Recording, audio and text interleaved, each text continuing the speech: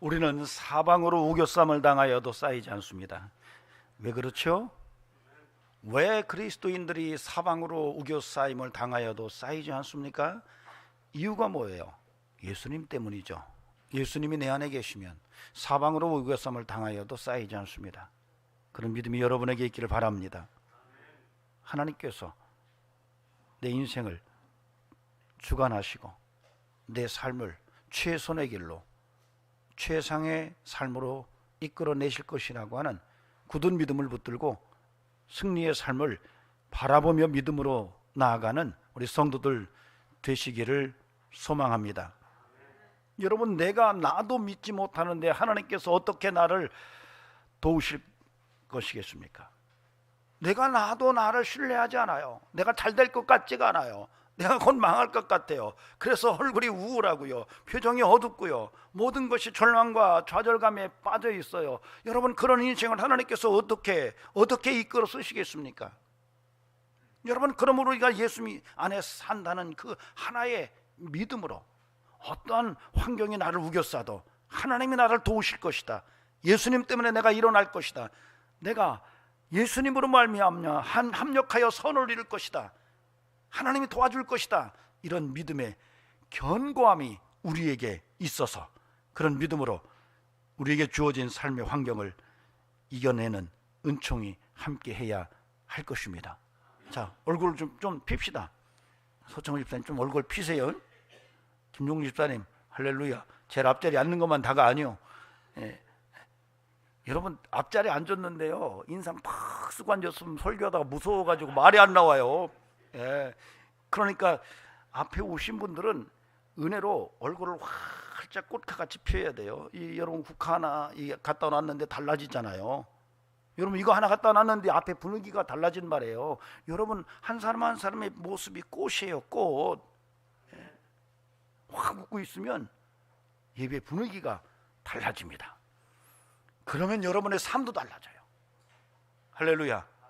믿습니까? 아침에 출근했는데 딱 들어오는데 보니까 얼굴에 막 내천자가 쓰여져 있어요.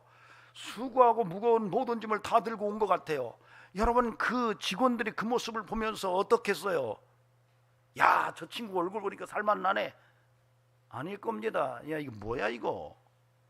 그런데 내가 마음이 지금 어두운데 들어오는 사람이야 꽃같이 활짝 펴서 돌아가요. 힘과 용기를 얻는 거예요. 그래, 나도 저렇게 살아야지. 여러분, 이게 성도예요.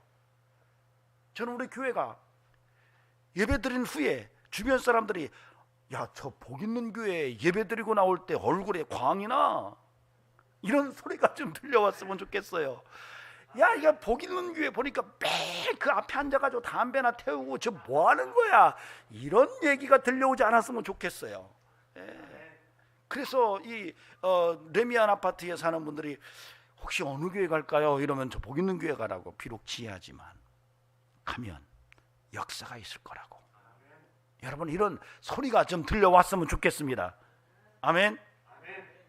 네. 따라합시다. 할 수 있다. 네. 하나님이면 하신다. 아멘. 사실 예수님께서 소원은요, 땅끝까지 복음이 증거되는 거였어요.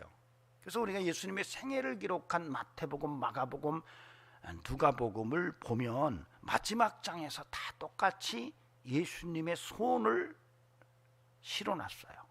그래서 오늘 본문도 마태복음 28장 마지막 부분에서 너희는 모든 족속으로, 민족으로 제자를 삼으라, 이렇게 얘기하세요. 여러분, 마가복음 16장에서는 만민에게 복음을 전파하라, 이렇게 나와요. 여러분, 누가복음 말씀에서도 너희들은 내 증인이야, 마지막 장에서 이야기를 합니다. 그러니까 예수님의 생애의 마지막 기록들을 기록한, 삶을 기록한 마태, 마가, 누가복음의 마지막 끝자락에서는 다 동일하게 복음 증거에 대한 메시지를 담아놨다는 거예요. 여러분, 이것은 초대교회 공동체가 얼마나 예수님이 복음 증거에 대한 간절함을 가지고 있었는지에 대한 그 증거의 역동성이 반영된 본문이에요. 그러니까 예수님이 얼마나 복음 증거에 대한 뜨거움을 갖고 계셨는지를 초대교회 공동체가 인식하고 그런 것들이 기록적 상황 속에서 반영된 거라는 거예요. 여러분, 그것이 사도행전으로 이어질 때에도 1장부터 땅끝까지 증인되라고 나와요. 다시 말하면 이 예수님의 생애를 본받고자 하는 제자들이 새롭게 성령의 은혜 속에서 땅끝까지 증거하는 이런 믿음의 이야기가 사도행전 1장부터 나오고 있다는 것입니다. 그러므로 성도는요, 끊임없이 복음 증거의 삶을 살아내는 것이 가장 축복의 인생인 것입니다. 여러분에게 그런 믿음의 정체성이 분명하게 자리 잡을 수 있기를 바랍니다. 복음 증거의 열망을 가지고 사는 성도이기를 바랍니다. 여러분, 돈 벌고 세상에 잘 나가고 뭐 성공하고 뭐 출세하고 하는 것도 귀해요. 그러나 그보다 항상 더 위에 있어야 하는 것은 예수 그리스도를 증거하는 복음 증거의 삶이에요. 전 여러분과 저의 삶 속에 끊임없이 이런 복음 증거의 열망이 불같이 살아있기를 주의 이름으로 소망합니다. 아멘. 여러분, 그리스도인이 복음 증거의 열망을 잃어버렸다면 이름은 병들어 있는 신앙이에요. 여러분, 그리스도인이 복음 증거의 삶 자체를 상실했다면 인생의 목적이 뭔지를 지금 찾지 못했기 때문에 그런 거예요.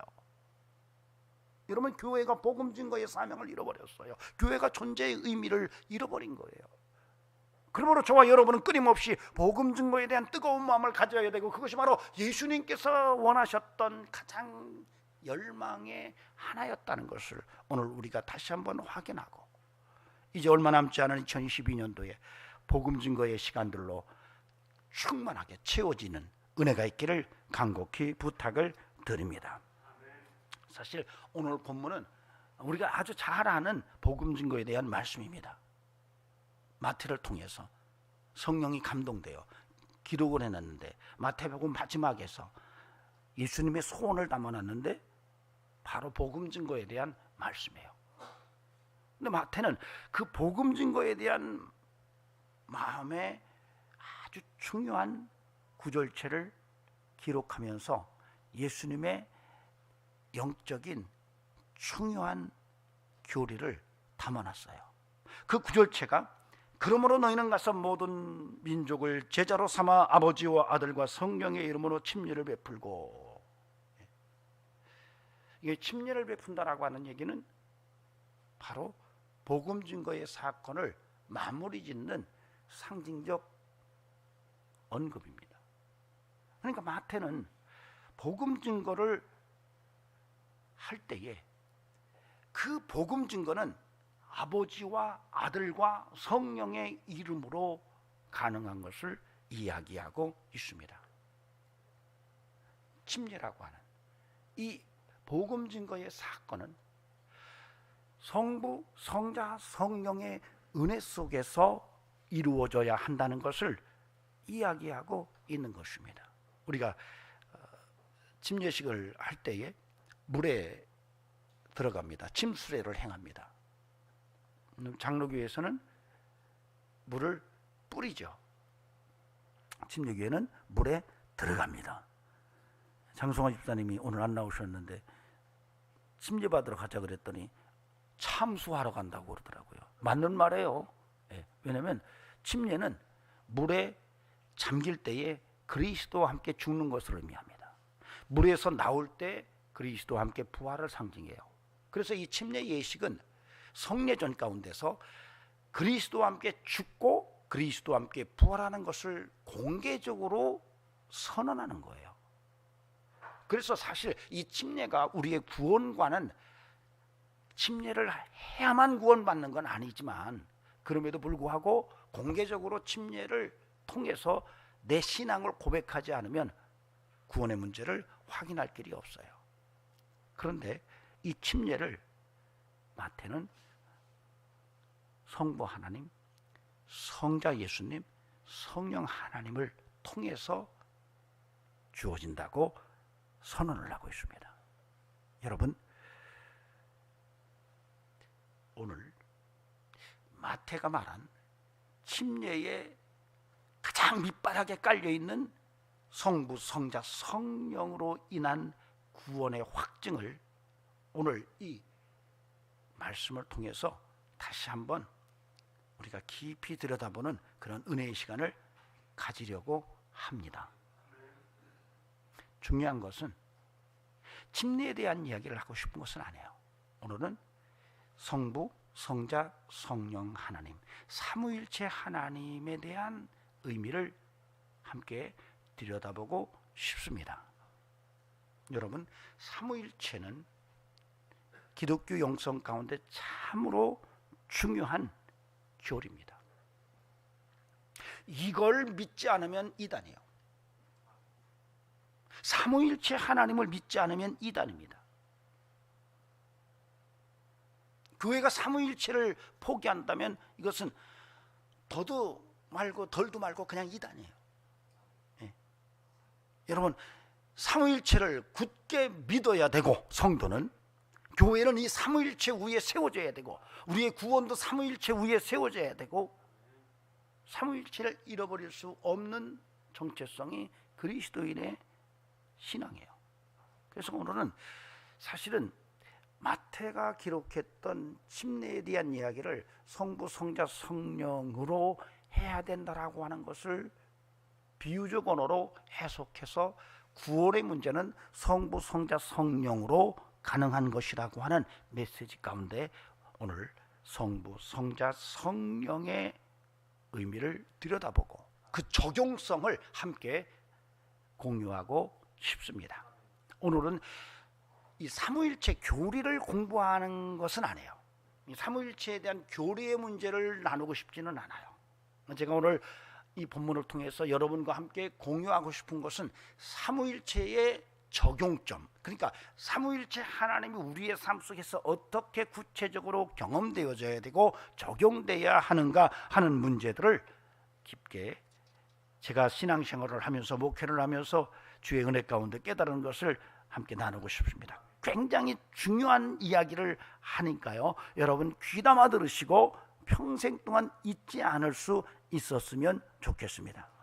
삼위일체를 간단하게 설명을 드린다면, 사실은 삼위일체는 어떤 성경적 근거를 가지고 신학적으로 만들어낸 그런 논리가 아닙니다. 제가 봤을 때는 기독교 역사의 흐름 속에서 아주 자연스럽게 태동한 그러한 아주 중요한 기독교의 정체성이라고 보여져요.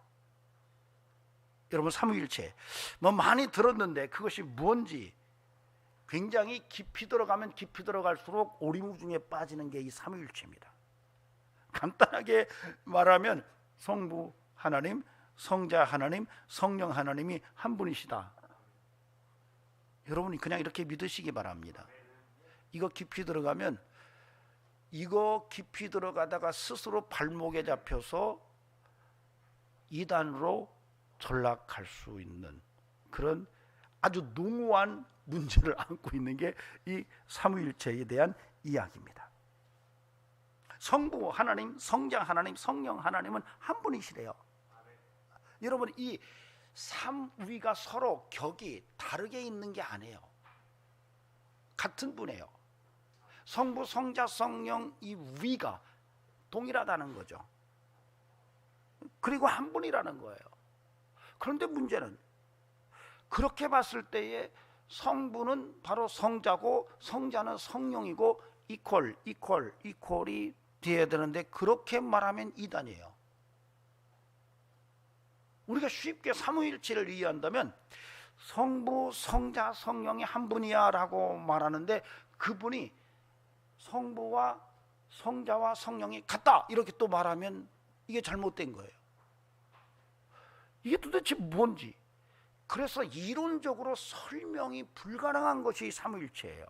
우리의 인식체제는 성부, 성자, 성령이 한 분이다 그러면 성부는 성자고 성자는 성령이고 성령은 성부고 이렇게 이퀄이 가능해야 되는데, 그렇게 보면 안 된다는 것이 삼위일체예요.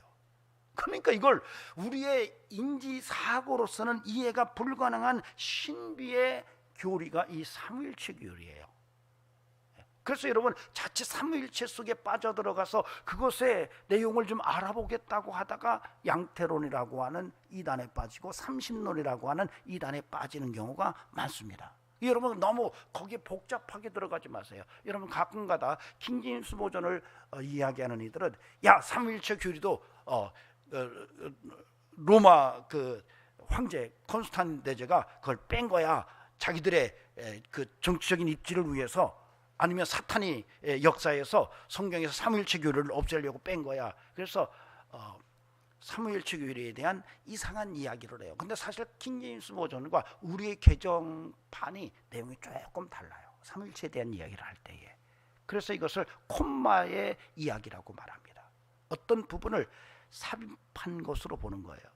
그들은 자기들의 킹제임스 버전이 원본이다 이렇게 얘기를 하지만 그것은 일반적으로는 후대에 첨가된 것으로 보는 경향이 큽니다. 어떤 이들은 성경 속에서 삼위일체에 대한 이야기를 설명하기 위해서 여러분 창세기에 가면은 우리의 형상을 따라 이렇게 얘기를 해요. 여기서 우리라는 말에 봐라, 우리라고 말한 것이 삼위일체지 이렇게 얘기하시는 분들이 있어요. 그러나 그런 표현이 그것 말고는 없어요. 그래서 지금은 여러분 우리가 성경에 보면은 이사야서 같은 경우에 이사야가 하나님의 보좌를 봅니다. 하나님의 보좌에 하나님과 많은 천사들이 보여요. 하나님을 찬양하는 천군 천사들을 봤어요. 이것을 전문적인 용어로 천상회의라고 말합니다. 그러니까 하나님이 주재하는 하늘의 천군 천사들을 함께하는 무리들. 그래서 여기에서 이 복수 개념이 우리라고 하는 개념이 바로 이 천상회의의 모습일 것이다라고 이해하고 있어요. 그 다음에 또 하나는 하나님의 이름 가운데 엘로힘이라는 이름은 복수형 어미를 갖고 있어서 복수로 봅니다. 그래서 이게 삼위일체다 이렇게 얘기하지만 여러분 이것은 이스라엘 히브리 문법 중에서 존엄의 복수형이라고 하는 독특한 특징의 이름을 갖고 있습니다. 그래서 바로 그것은 어떤 하나님의 복수적 개념보다는 오히려 존엄, 하나님의 존엄함을 표현하기 위해서 쓴 복수형으로 그렇게 이해합니다. 그래서 제가 부탁드리는 거예요. 여러분 성부, 성자, 성령이 한 분인 걸 믿으세요. 그러나 여러분 너무 여기에 깊이 들어가지 마세요. 여러분 누구 자꾸 여러분에게 와서 삼위일체를 이야기하고 따진다면 여러분 그 사람하고 가까이 하지 마세요. 여러분 영혼을 사냥할 수가 있어요. 여러분 영혼이 사냥당할 수 있어요. 여러분 조심하시기 바라고, 여러분 그냥 어린아이 같이 단순하게 성부, 성자, 성령 세 분의 하나님은 한 분이시다. 그래 이렇게 아멘 하고 믿기를 바랍니다. 자, 거기까지만 하고 다음에 어떤 성경 공부 시간이 되면은 이런 내용에 대해서 좀 더 구체적으로 보면 좋겠지만요. 여러분 너무 안다 그래서 저도 헷갈립니다. 그러니까 너무 따지려고 하지 마시고 자꾸 묻지 마시고 그런가 보다 그러고 아멘 하시기 바랍니다. 자, 그런데 제가 삼위일체 적용점에 대한 이야기는 좀 함께 나누고 싶은 거예요. 먼저는 하나님 아버지 얘기입니다. 성부 하나님. 여러분 성부 하나님의 정체성을 다양한 모습으로 설명할 수가 있어요. 그 중에 하나님 그러면 많은 성도들은 하나님의 정체에 대해서 설명을 합니다. 하나님의 특성을 말할 때에 하나님은 뭐예요? 사랑이라. 따라합시다. 하나님은 사랑이시다. 네, 하나님은 사랑이세요. 하나님은 사랑인 것을 성경은 계속 이야기하고 있습니다. 요한일서 4장 8절에 보면 사랑하지 아니하는 자는 하나님을 알지 못하나니 이는 하나님은 사랑이심이라 이렇게 얘기합니다. 요한일서 4장 16절에서도 하나님이 우리를 사랑하시는 사랑을 우리가 알고 믿었노니 하나님은 사랑이시라. 사랑 안에 거하는 자는 하나님의 안에 거하고 하나님도 그 안에 거하시느니라 이렇게 이야기를 합니다. 아주 직접적으로 하나님 사랑이다 이렇게 얘기해요. 우리 한번 해봅시다. 하나님은 사랑이십니다. 요한복음 3장 16절에서 하나님이 세상을 이처럼 사랑하사 구원하신 거다 이렇게 얘기해요. 요한일서 4장 10절에서 사랑은 여기 있으니 우리가 하나님을 사랑하는 것이 아니요 하나님이 우리를 사랑하사 우리 죄를 속하기 위하여 화목제물로 그 아들을 보내셨습니다. 바울은 로마서 5장 8절에서 우리가 아직 죄인 되었을 때에 그리스도께서 우리를 위하여 죽으심으로 하나님께서 우리에 대한 자기의 사랑을 확증하셨다, 이렇게 이야기를 합니다. 그러니까 하나님은 사랑이시고 하나님이 우리를 죄 가운데서 구원하시기 위해서 십자가의 독생자를 못 박은 사건도 하나님의 사랑이었다라고 이야기를 합니다. 여러분, 성경 속에서 사랑의 노래가 가장 진하게 그려져 있는 책은 아가서입니다. 이것은 이스라엘 백성과 하나님과의 사랑의 관계라고 이야기하기도 하고 성도와 하나님과의 사랑의 이야기를 그려놓은 것이라고 이야기를 합니다. 이게 굉장히 정경화 과정 속에서 어려움이 있었어요. 그럼에도 불구하고 이것이 하나님의 말씀 성경 속으로 들어온 것은 놀라운 신비의 사건이라고 봅니다. 그런데 거기에서 사랑에 대해서 이렇게 이야기를 합니다. 아가서 2장 5절에 너희는 건포도로 내 힘을 덮고 사과로 나를 시원하게 하라. 내가 사랑함으로 병이 생겼습니다. 아가서 5장 8절에서 예루살렘 딸들아 너희에게 내가 부탁한다. 너희가 내 사랑하는 자를 만나거든 내가 사랑함으로 병이 났다고 하려무나. 내가 사랑 때문에 병이 났어. 하나님의 마음인 거예요. 여러 가지 이거에 해석된 이야기를 말할 수 있지만 여러분 순수한 어린아이의 마음으로 하나님이 나를 그렇게 사랑하고 있다는 사실을 믿음으로 받아들인다면 하나님은 사랑이세요. 그러나 그럼에도 불구하고 하나님은 사랑이 전부로 기록되지는 않았어요. 여러분, 하나님은 사랑이시지만 균형을 맞춰 놓으셨어요. 여러분, 성경은요 밸런스가 있습니다. 삼위일체는 철저하게 밸런스를 전제로 합니다. 삼위일체라는 자체가 균형이에요. 근데 그 하나님이 사랑이라고 하는 이 놀라운 진리와 균형을 맞추기 위해서 성경이 끊임없이 이야기하는 소중한 주제가 있습니다. 바로 거룩함입니다. 하나님은 사랑이다. 이 사랑의 하나님을 균형 맞추기 위해서 성경은 하나님은 또한 거룩하다라고 강력한 메시지를 이야기하고 있어요. 여러분, 이사야 6장에서 하나님의 보좌를 봐요. 하늘문이 열리면서 그 하나님의 보좌를 보는 순간에 들려오는 천사들의 찬양 소리를 듣는데 거룩하다 거룩하다 거룩하다 만군의 여호와여 그의 영광이 온 땅에 충만하도다. 여러분, 반모섬에서 유배되었던 이 사도 요한도 계시록 4장 8절에서 똑같은 이야기를 기록해 놨어요. 하나님의 보좌를 바라본 하나님의 사람들이 그 보좌에서 들려오는 이야기는 거룩하다 거룩하다 거룩하다라고 하는 하나님의 거룩성을 말하고 있다는 거예요. 여러분, 하나님은 거룩하신 하나님입니다. 사랑의 하나님이시지만 또한 거룩의 하나님이세요. 이걸 잊어버리면 안 돼. 이게 밸런스예요. 우리가 사랑만 강조하면 안 되는 거예요. 하나님의 사랑만 강조하고 신앙생활하는 게 아니라 그 밸런스를 맞추기 위해서 하나님의 거룩함도 함께 공유해야 돼요. 제가 목회를 하면서 어느 날 기도 중에 하나님께서 제게 말씀하셨어요. 아주 세미한 음성으로 영적으로 깨닫게 하시는데 너에게서 삼위일체 하나님이 드러났으면 좋겠다라고 말씀하시더라고요. 제가 기도 중에 이건 어떻게 막 오랫동안 설명해서 되는 게 아니라 한순간에 광선처럼 가슴을 치고 지나가는데 그 삼위일체 하나님의 적응 내용을 깨닫게 하시더라고요. 그 중에 하나님, 성부 하나님에게서 드러나는 사랑과 거룩을 이야기하시더라고요. 장 목사, 너 목회할 때에 너에게서 하나님이 나타나야 돼. 너에게서 성부, 성자, 성령 삼위일체 하나님의 적용이 가능해야 돼. 너에게서 하나님의 사랑이 나와야 되고 너에게서 하나님의 거룩함이 나와야 돼. 너의 메시지에서 하나님의 사랑이 선포돼야 되고 너의 메시지에서 하나님의 거룩함이 나타나야 돼. 그래야만이 밸런스가 맞는 거야. 이렇게 깨닫게 하시더라고요. 여러분, 우리가 인생을 살아가면서 믿음의 삶을 살아요. 그런데 분명히 알아야 됩니다. 하나님이 사랑이라는 것을 안다면 또한 한편으로는 우리가 하나님의 거룩함을 붙들어야만이 균형 잡힌 밸런스의 신앙으로 나아갈 수가 있다는 거예요. 우리는 교회에서 사랑을 굉장히 강조합니다. 그러나 거룩함은 말하지 않아요.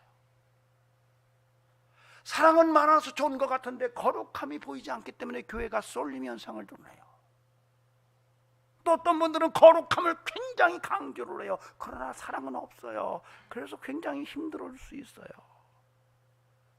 여러분, 하나님은 사랑이세요. 그럼에도 불구하고 거룩하신 하나님이세요. 그래서 성도는 인생을 살아가면서 하나님 아버지를 생각할 때마다 하나님은 사랑이시고 하나님은 거룩이시고, 그래서 사랑과 거룩의 이 두 기둥을 붙들고 신앙생활을 할 때에 밸런스가 있는 신앙생활, 영성을 유지할 수가 있는 겁니다. 전체와 여러분에게 끊임없이 사랑으로 가득하기를 바랍니다. 그리고 거룩함으로 균형을 맞추는 그런 은혜가 저와 여러분의 영성 속에서 확인될 수 있기를 바랍니다. 거룩합시다. 사랑으로 삽시다. 아멘. 우리 임원수 집사님 딱 보는 순간에 야, 사랑 덩어리다. 할렐루야. 그런데 딱 뒤를 돌아다 봤더니 거룩하시네? 이런 소리가 나와야 되는 거예요. 김종수 집사님 딱 보면 야, 거룩하다 이렇게 봤는데 딱 뒤를 봤더니 사랑이 많네 이렇게 나와야 되는 거예요. 예수 믿는다고 하는데 사랑은 바짝 말라 있어요. 거룩함만 있어요. 밸런스가 없는 거예요. 사랑은 굉장히 얘기하는데 거룩하지가 않아요. 말로만 사랑이 얘기하는 것 같아요. 삶은 엉망이에요. 여러분, 밸런스가 없는 거예요. 여러분, 하나님은 저와 여러분에게 오늘 말씀하십니다. 너에게서 하나님의 사랑과 하나님의 거룩함이 나타나야 한다. 그런 영성이, 적용이 저와 여러분에게서 확인될 수 있기를 간곡히 부탁을 드립니다. 다음으로는 성자 하나님이에요. 여러분, 마태복음 11장 28절에서 30절에서 예수님께서 자신에 대해서 이렇게 말씀하십니다. 수고하고 무거운 짐진 자들아 다 내게로 오라. 내가 너희를 쉬게 하리라. 나는 마음이 온유하고 겸손하니 나의 멍에를 메고 내게 배우라. 그리하면 너의 마음이 쉼을 얻으리니 이는 내 멍에는 쉽고 내 짐은 가벼움이라. 이렇게 말씀하세요. 예수님께서 말씀하세요. 나는 내 마음이 겸손하고 온유하다. 이렇게 말씀하세요. 여러분, 예수님은 겸손하시고 온유하십니다. 근데 이게 우리가 이해를 좀 잘해야 돼요. 이것은 어떤 성품적인 의미 이상을 함축하고 있습니다. 단순하게 그 사람 참 겸손해, 그 사람 참 온유한 사람 같아, 예수님이 보니까 겸손하시고 온유하시대, 아이고야 그래 예수님처럼 닮아가야지, 이런 수준 이상의 의미를 담고 있는 것이 이 겸손함과 온유함입니다. 사실 이 겸손함은 우리가 잘 알아야 돼요. 이 겸손함은 하나님 앞에서 겸손을 의미합니다. 그리고 온유함은 사람과의 관계 속에서 드러나는 온유예요. 그러니까 예수님께서 나는 겸손하고 온유하다라고 말씀하셨던 것은 나는 하나님 앞에서 겸손하고 사람 앞에서 온유하다라고 하는 의미로 해석이 가능한 본문입니다. 그런데 이것은 그냥 일상의 성품의 의미를 훨씬 뛰어넘는 중요한 의미를 함축하고 있어요. 여러분, 예수님께서 하나님 앞에서 겸손했기 때문에 십자가를 지신 거예요. 예수님이 마지막 십자가를 지실 때 이 잔이 내게서 지나가게 해달라고 기도를 해요. 그러나 내 원대로 마옵시고 아버지의 원대로 되기를 원한다고 말을 해요. 왜 그랬을까요? 하나님 앞에서 겸손했기 때문에 가능한 거예요. 예수님이, 여러분, 우리 김용용 장로님을 사랑하셔가지고 십자가 지신 게 아니에요. 여러분, 이거 잘 아시기 바랍니다. 그분은 우리를 사랑하신 거 맞아요. 그러나 십자가를 지신 사건은 그분이 나를 사랑하기 때문에 십자가를 진 게 아니라 하나님 앞에 겸손했기 때문에 십자가를 진 거예요. 예수님께서는 그 십자가가 그냥 지나가기를 원하셨어요.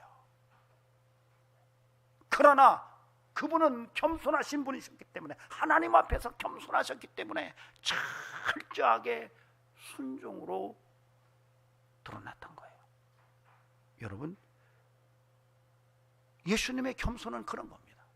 예수님의 겸손은 철저하게 하나님 앞에서 순종하는 겸손이라는 사실을 오늘 우리는 분명하게 알아야 돼요. 근데 주께서 저에게 그런 깨달음을 주시더라고요. 온유는 사람과의 관계 속에서 드러나는 삶의 모습이다.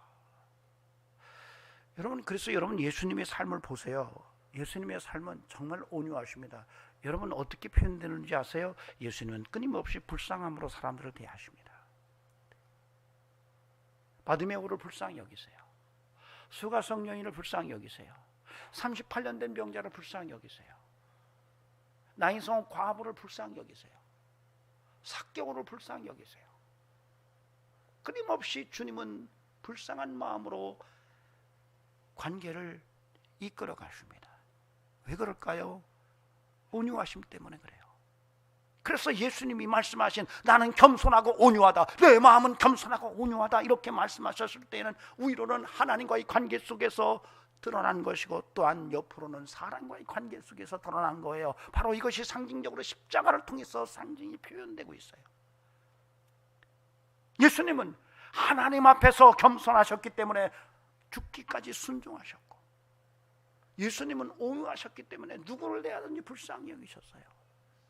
만약에 여러분들이 예수님 닮고 정말 예수님 닮고 싶어요, 목사님 저 예수님 닮고 싶어요, 이런 마음이 여러분에게 있다면, 여러분 오늘 예수님께서 말씀하신 나는 겸손하고 온유하다라고 하는 이 놀라운 비밀을 여러분이 깨닫고, 그래서 하나님 앞에 정말로 겸손하게 말씀에 절대 복종하고, 그리고 사람을 대할 때 어찌하든 불쌍히 여기는 따뜻함으로 대할 수 있다면, 여러분 예수의 형상을 이루어 나가는 인생이 되는 것입니다.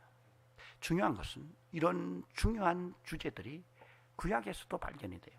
창세기 18장 17절에서 19절에 보면은 하나님께서 소돔성을 멸망시키려고 가시기 전에 아브라함에게 나타나셔 아브라함과 소돔성의 멸망을 놓고 의인 10사람을 찾아내는 이야기가 전개가 됩니다.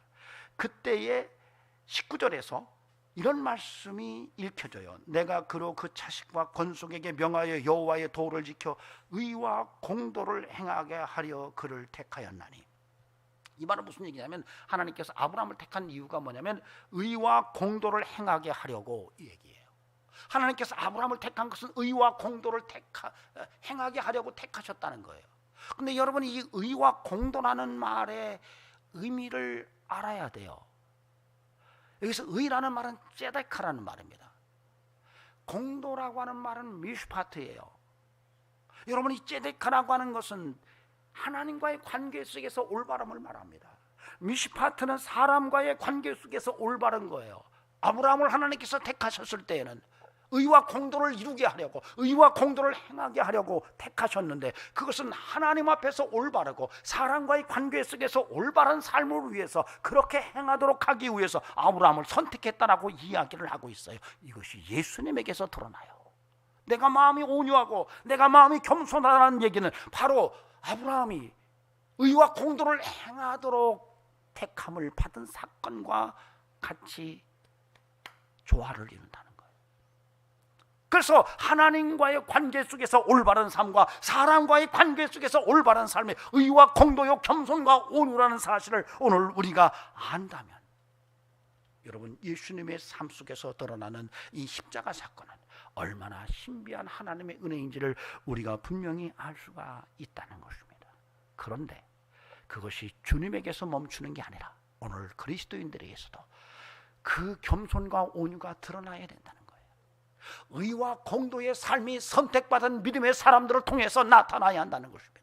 바로 저와 여러분을 통해서 하나님이 소원하는 바는 바로 여러분에게서 겸손함과 그리고 온유함, 그리고 의와 공도가 하나님과의 바른 관계와 사람과의 바른 관계가 구체적으로 적용되는 은총이 요구된다는 것입니다. 여러분에게 그런 은혜가 살아있기를 주의 이름으로 축원합니다. 예수 냄새 날 수 있기를 바랍니다. 아브라함의 선택의 의미가 다시 한번 확인되는 영성이 우리 성도들의 삶 속에 나타나기를 소망합니다. 성령 하나님에 대해서, 여러분 성경은 바울이 성령에 대한 이야기를 할 때에 성령의 은사와 성령의 열매를 말합니다. 신기하게도 성령의 은사가 9가지예요. 열매는 몇 가지죠? 9가지예요. 왜 이렇게 짝을 맞췄을까요? 9가지로 균형을 위해서 그래요. 균형을 위해서 그래요. 여러분 우리가 분명히 알아야 돼요. 여러분 성령이 임하면 성령의 열매도 맺혀지지만 성령의 은사도 함께 균형 잡혀서 임하는 거예요. 여러분 성령이 임했는데 성령의 은사는 없고 성령의 열매만 맺힐까요? No, 아닙니다. 여러분 성령이 임하면 성령의 은사만 있는 게 아니라 성령의 능력 함께 나타나는 것이 성령의 열매예요. 이 둘이 균형이 잡혀야 돼요. 여러분 우리가 신앙생활을 할 때에 분명하게 분별해야 되는 것은 우리가 성령의 은혜 가운데 쏙 들어가면 성령의 은사도 경험하게 되지만 성령의 열매도 맺히는 거예요. 시간이 가면 갈수록 성령의 열매가 맺혀지는 거예요. 여러분에게서 이런 균형이 살아나야 돼요. 여러분에게 이런 은혜가 살아있기를 바랍니다. 가끔가다 성령의 은사는 있는데 열매가 없어요.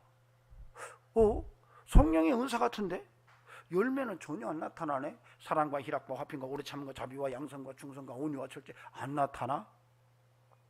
아니 성령으로 사역한다는데 예언도 하고 성령으로 병도 고친다는데 보니까 절제할 줄 모르네. 사랑도 없네. 기쁨도 없네. 자, 그러면 그 성령으로 향한다는 은사는 의심받게 되죠. 의심받는 거예요. 여러분 분명히 하시기 바랍니다. 여러분의 성령의 열매가 가득한 성도라면, 그래서 성령으로 인해서 사랑이 가득한 사람이라면 성도의 질병을 끌어안고 몸부림치며 기도하면 치유되게 돼 있어요. 성령이 그렇게 일하세요.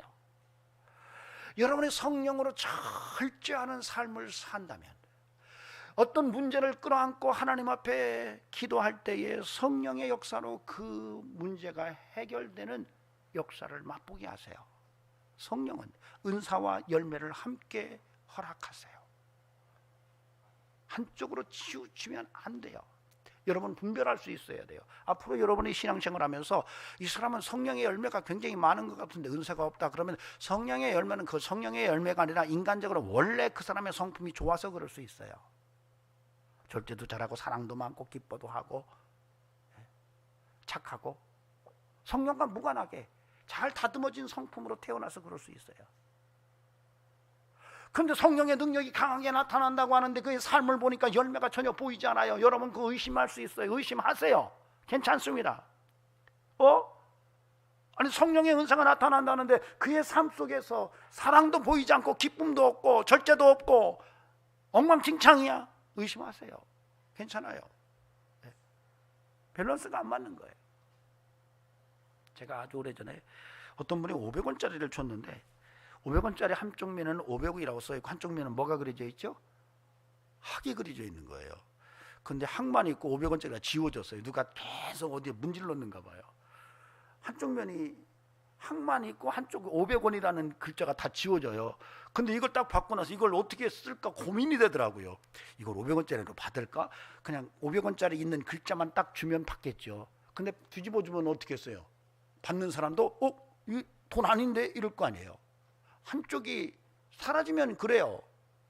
밸런스가 중요한 거예요. 여러분 영적 밸런스가 굉장히 중요합니다. 그러므로 여러분 성령의 은혜 속에서는 성령의 은사와 성령의 열매의 균형을 잡아가지 않으면 여러분 그것이 의심을 받게 돼 있어요. 근데 주께서 오늘 우리에게 말씀하시는 것은 이렇게 성부, 성자, 성령 하나님의 적용성이 오늘 우리에게도 나타나야 된다는 거예요. 여러분 저의 목회 현장 속에서 하나님의 사랑과 하나님의 거룩이 나타나야 되고 예수 그리스도의 겸손함과 온유함이 나타나야 되고 성령의 은사와 성령의 열매가 나타나야 된다는 거예요. 이것이 더 확장되면 우리 성도들의 삶 속에서 이와 같이 삼위일체의 균형의 밸런스가 나타나야 된다는 거예요. 가방만 들고 예배당에 왔다 갔다 하는 게 아니에요. 찬송 거창하게 부른다고 두 손 들고 거리에 서서 기도한다고 주님께서 그들의 기도를 들으신 게 아니거든요. 여러분 정신 바짝 차리세요. 여러분에게서 구체적으로 삼위일체 하나님의 적용성이 드러날 수 있어야 된다는 겁니다. 여러분에게 그런 축복과 은혜와 능력이 함께 하시기를 간절히 바랍니다. 물 중에서 가장 건강한 물은 육각수라고 말합니다. 좀 육각수가 어떤 건지는 몰라요. 그러나 사람들이 그래 육각수, 야 그거 굉장히 좋은 물이야 이렇게 말해요. 그래서 제가 성부, 성자, 성령을 이야기하면서 두 가지씩 균형 밸런스를 이야기했더니 이게 육각수 같은 내용이에요. 여러분 그래서 기억하시기 바랍니다. 이 6가지 육각수 인생, 육각수의 영성. 여러분에게 이런 영성이 삶 속에서 드러남으로 하나님께 영광 돌리고 여러분의 인생 속에서 하나님의 살아계심이 경험돼서 주와 복음을 위해서 더 멋있게 쓰여지는 이런 축복의 삶이 확증되기를 주의 이름으로 축원합니다. 기도하시겠습니다. 존귀하신 하나님, 우리의 인생 속에 하나님의 은혜가 충만하기를 원합니다. 성부, 성자, 성령 하나님의 균형 밸런스가 우리의 삶 속에서 고백되게 하시고 드러나게 하시고, 아버지 하나님 그 능력을 힘입고 세상을 이기며 하나님께 영광 돌리는 믿음의 용사들이 다 되게 하옵소서. 이제는 우리 구주 예수 그리스도의 은혜와 하나님 아버지 살아계심과 성령님의 역사하심이 오늘도 사랑의 하나님, 거룩하신 하나님, 겸손하시고 온유하신 예수님, 은사와 열매가 있는 성령 하나님의 은혜 속에서 그 적용성을 드러내며 육각수 영성으로 하나님께 영광 돌리기를 원하는 귀한 심령들에게 영원토록 함께 하시기를 간절히 축원하옵나이다. 아멘.